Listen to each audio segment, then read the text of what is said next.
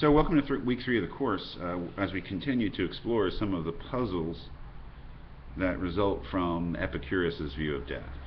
Last week we looked into the issue of whether, under Epicurus' general view that death is the limit of all possible experience and itself cannot be experienced, whether death could be considered a bad thing. Nagel thinks yes, there are very good reasons for thinking, even though the dead are not aware that they're dead, nor do they suffer or mind being dead, that nonetheless a bad thing does happen to a person, typically when he or she dies, which is directly against Epicurus.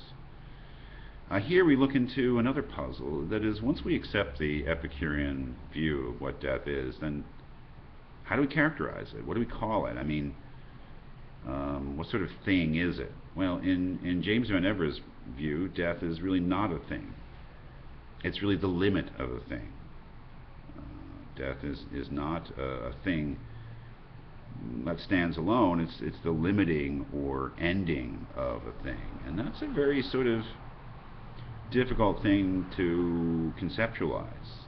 And I think what Van Evra is trying to do is to give us some help in sort of how we should think of that. So what we're doing this week, in the third week of the course, is sort of finishing up our exploration of the Epicurean view of death, this notion that death is really the annihilation of the person, so the limit of all possible experience, sensation, feeling, consciousness of the person.